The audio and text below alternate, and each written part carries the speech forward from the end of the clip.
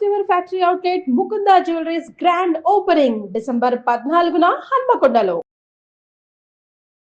నమస్తే రమగారు. నమస్తే రమగారు, ఈ నెలలోనే మనకి గీతా జయంతి ఉంది. గీతా జయంతి కూడా మనం రెగ్యులర్గా చెప్పుకుంటూనే ఉంటాం. అవును కదండి. ఒక్కసారి విశిష్టత. మార్గశిర శుద్ధ ఏకాదశి ఈ రోజున గీతాదేవి పుట్టింది. ఇవిడ ఎక్కడ పుట్టింది, ఎలా పుట్టింది? యుద్ధ రంగంలో. ఎక్కడ భగవద్గీత చెప్పాడు భగవానుడు? అంతేగా,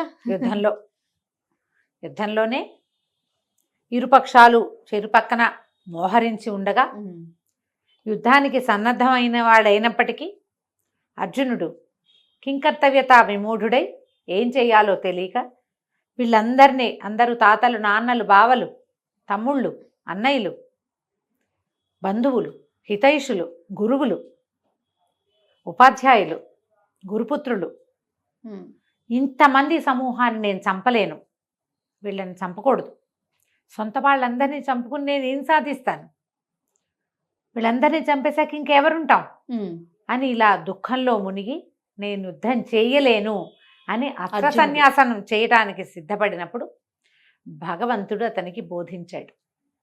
కర్తవ్యం బోధింపబడింది. మన జీవితాల్లో కూడా ఇలాంటి సందర్భాలు చాలా వస్తాయి.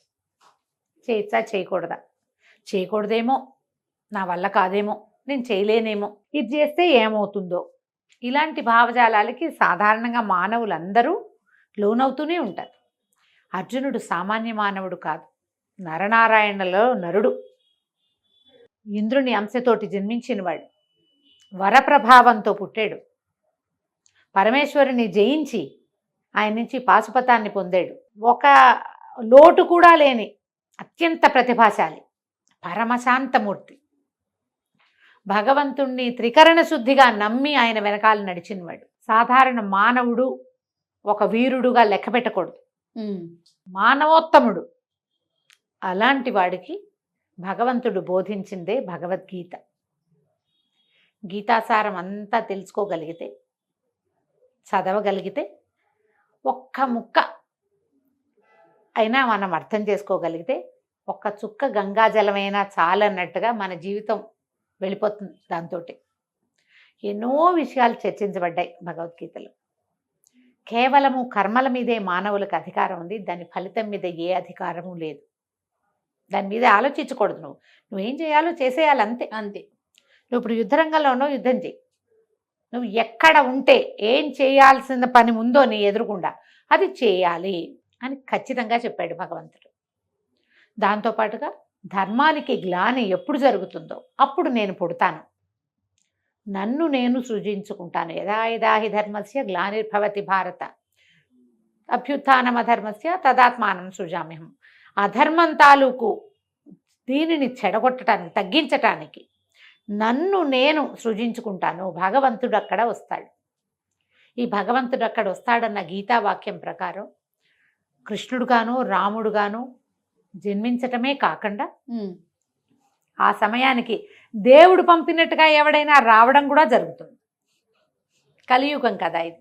కలియుగ చివరి భాగంలో కల్కి అవతారంలో భగవంతుడు వస్తాడని మనం నమ్ముతాం, ఒక ఆర్షవాక్యాన్ని.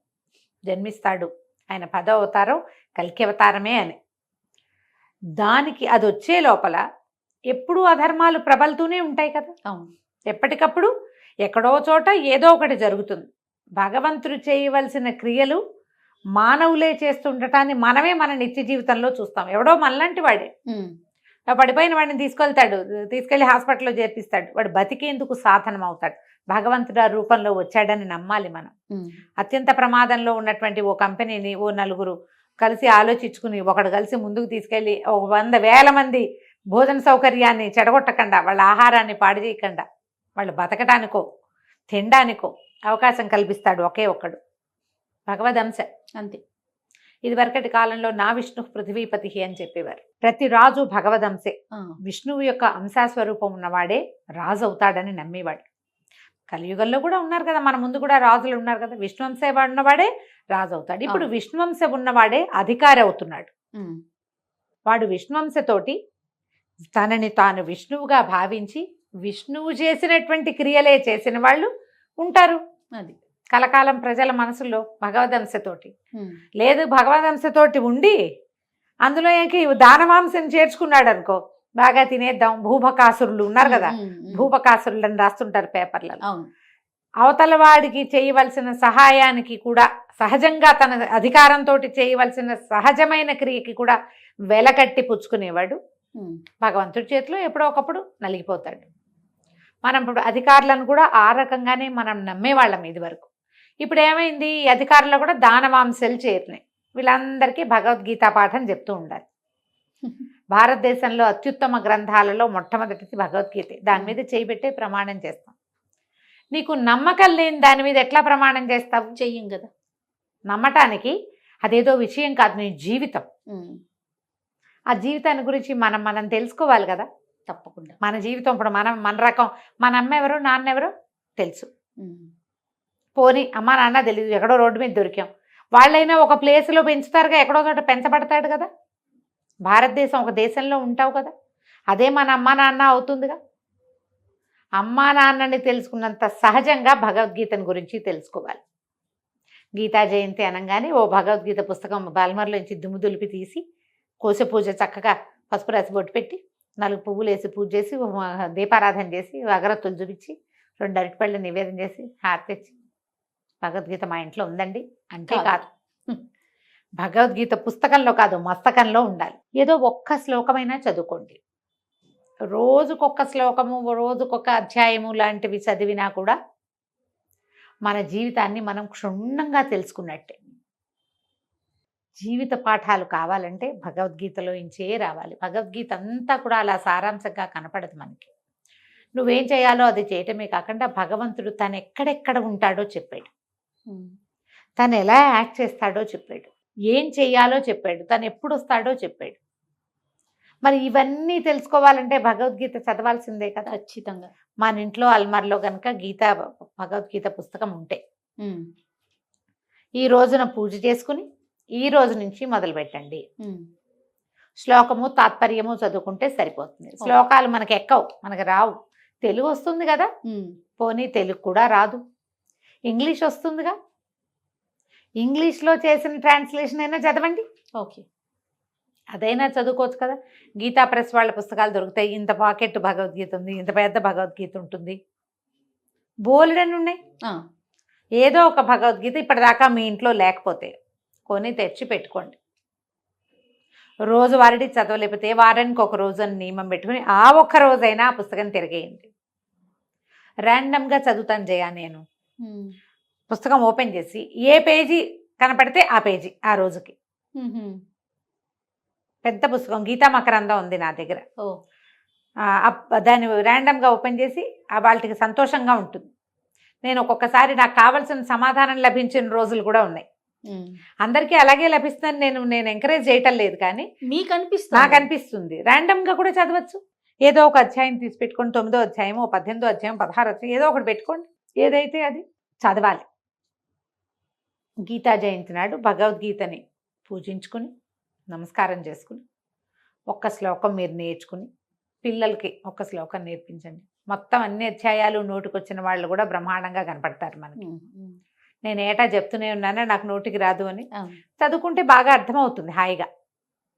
తరచూ చదివిన శ్లోకాలు వస్తాయి నోటికి. అదే మొత్తము నేర్చుకోవాలన్న ఆకాంక్ష ఇంకా నెరవేరలేదు, ఫోకస్ చేయాల.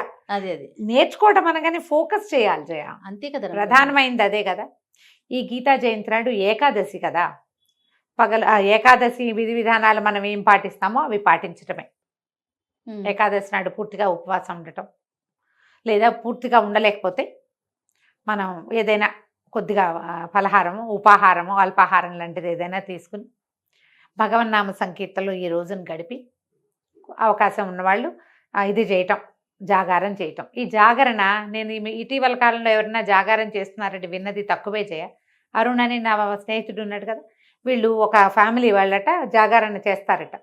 విష్ణు సహస్రనామం పారాయణ చేస్తారట రాత్రంతా. గ్రూపులుగా వెళ్తారు. కొంతమంది చదువుతారు, మళ్ళీ ఆ తర్వాత టర్న్ తీసుకుంటూ ఉంటారనమాట.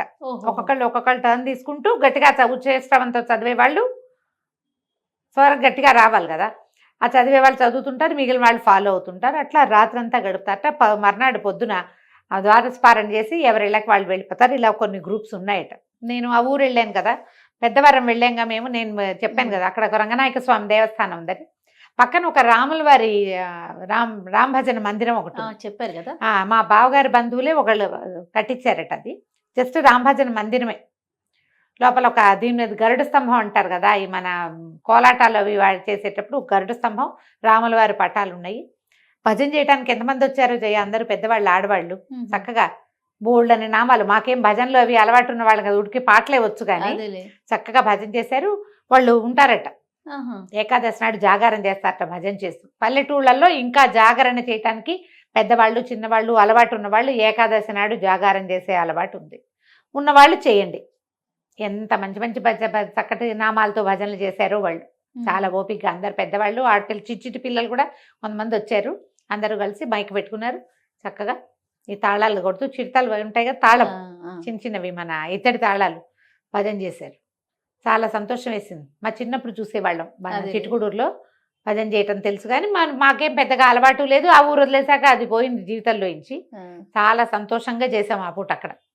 చెయ్యొచ్చు జాగారం, ఒకవేళ మీకు అవకాశం ఉంటే. జాగరణ చేయలేకపోయినా మర్నాడు పొద్దున ద్వాదశపారణ చేసుకోండి.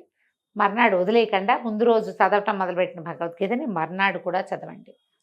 ఏటా జరిగే గీతా జయంతి నాడు మీరు ఎవరికైనా 1-2 భగవద్గీత పుస్తకాలు కొని గిఫ్ట్ చేయొచ్చు కూడా. ఎవరి దగ్గర లేదో ఉన్నవాళ్ళు, మీ దగ్గర 2-3 పుస్తకాలు ఉంటే ఇంకొకళ్ళకి ఇవ్వండి.